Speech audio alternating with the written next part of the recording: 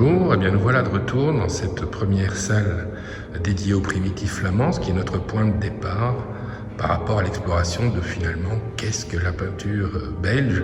Et on a vu que cette révolution s'était notamment opérée par une revalorisation du rapport au réel.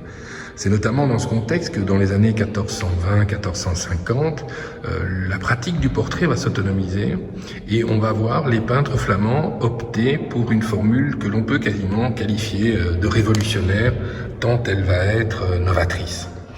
Dans le domaine de la représentation du sujet, les Italiens, dans le cadre de la Renaissance, étaient repartis du travail de la médaille antique qui donnait sa noble grandeur et sa calme simplicité au portrait qui était reproduit. Et c'est ce qui explique qu'on retrouve dans de nombreux portraits italiens contemporains à ce portrait d'Antoine de Bourgogne exécuté par Ogier van der Weyde, eh bien, au contraire, chez les Italiens, on a une vue de profil qui se détache vis-à-vis d'un paysage. Ici, la modernité telle qu'elle est donnée par Van der Weyde est une modernité d'une nature fort différente. Il reprend une formule qui est une formule que l'on retrouve chez les Flamands à l'époque, comme par exemple Campin. C'est une vision de trois quarts qui va permettre de représenter le personnage dans sa réalité humaine, et on retrouve dans certains portraits un sens même de l'imperfection, l'imperfection de la peau même, des accidents de la peau et l'incorrection d'une certaine manière du dessin et du tracé qui donne sa vie au personnage. Alors qui est reproduit ici? Eh bien, c'est Antoine de Bourgogne, qui est le fils naturel de Philippe le Bon et de Jeanne de Presles.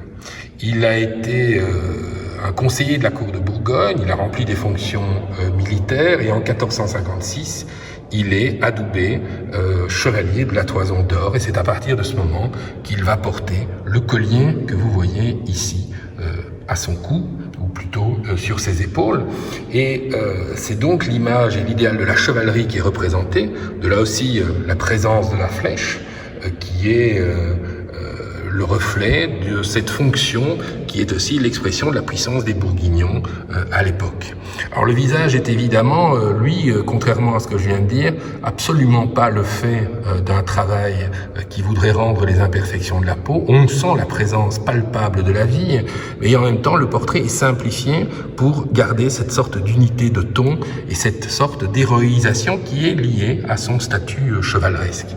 C'est un portrait qu'on pourrait qualifier de quasiment semi-idéal dans le sens où il répond à une forme d'héroïsme du personnage, la présence de la flèche qui insigne sa fonction, la présence aussi de ce grand collier de la Toison d'Or qui exprime la dignité du personnage, et chevalier, arbitre de tournoi, militaire, sont, grâce à ces outils symboliques, campés dans leur dignité.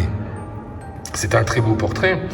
Cette représentation en trois quarts sur fond neutre et sombre permet en fait de faire ressortir l'intensité de ce regard qui n'a rien perdu de son magnétisme, cette présence volontaire du visage et en même temps une extrême douceur qui rend compte en fait de la pureté idéale d'un sujet.